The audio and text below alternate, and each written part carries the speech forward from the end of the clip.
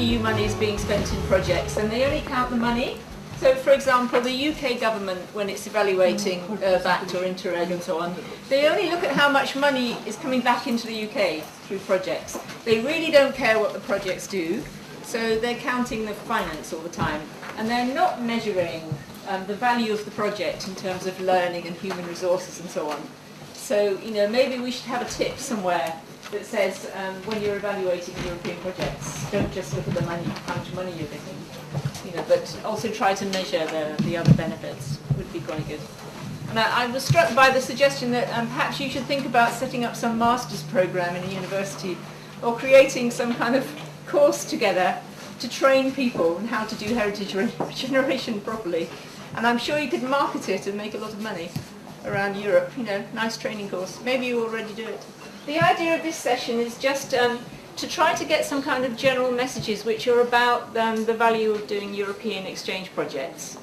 For local authorities and their partners setting up or participating in an EU-funded exchange of experience project, what kind of tips can we give? And there are kind of 3 levels that we can look at here. Firstly is any project, and whatever the funding program, whatever the topic, EU-funded projects in general for doing cooperation. Second level is, supposing it's an URBAC project, do we have some specific remarks about URBAC participation? And then thirdly, we have some reflections about repair itself, and what we've been doing in this project. So it's things like the project objectives. So we might want to give a message that says, no matter what the project is about, you have to know what your objectives are at the beginning. And of course, a lot of people say our objective is to get some EU money, and that's it. But actually, normally you have some other kind of objectives, but you have to decide what they are, and everybody has to understand them from the beginning, kind of thing. And similar questions along the list. Understanding the funding programme.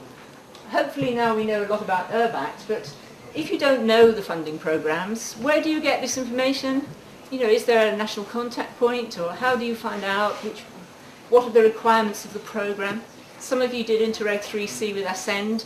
Did you know the objective in 3C was to improve regional development strategies and policy instruments? Or did you just do a nice cooperation project? No, it's that you have to know what the programme is supposed to be doing. So partnership, choose the partners. How do you choose your partners? Choose your partners well. Do you select leading and lagging places where some people are going to learn from others?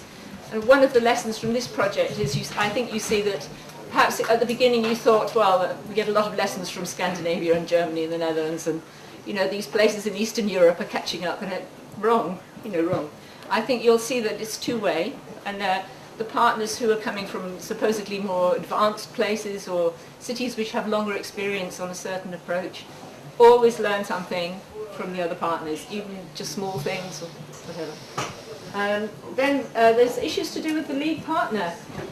Whoever leads this needs resources to do the project. You really do have to be well resourced as a lead partner. They have a very demanding job to do. The project design, vital, at the beginning. How do you work out the program? Do you have advice about, for example, we just discussed the pillars, was that the right model or not? And then what do you do if you start the project and something goes wrong? How can you change it? Should you change it or respond to flexible things in your environment? And then your own in-house arrangements. If you're a local authority, what kind of resources do you have to support your project participation? How well connected is your project activity to the rest of your organisation? Which is the next one. Is the council, your municipality, does it have a European competence? Do you have some European team you can phone up in the office and ask them questions about ERDF or regulations? And a big question about, are you going to use consultants in your project? I mean, in URBACT, you get these experts, who are paid by the programme. Is that a good system? In Interreg, you usually choose your own. You choose your own. But, mostly a lead partner decides if you need a consultant, and then you find one. Or you use someone you know. Or Malcolm, a good example. I think are you legally a consultant? Really? Or here you have I'm not legal. You are legally.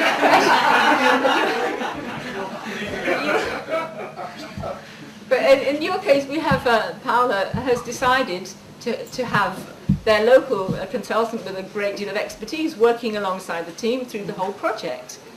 And it shows, you know, in your PRA and your LAP and this kind of thing, pretty good, you know. Is this a good model? Or if you don't have resources in-house, do you use somebody like Malcolm? And then the finance and audit issues, you know, how do we cope with those? Do we have suggestions? We just had a discussion about state aids, for example. We haven't had any discussion about the awful financial management issues which can happen in a project. Maybe Medway has a few remarks on it. And then, so why should local authorities bother to do this kind of project? You know, what are the key messages that one would want to give to other places to encourage them to participate? What's the attitude of the national ministries towards these projects? Do they care about us?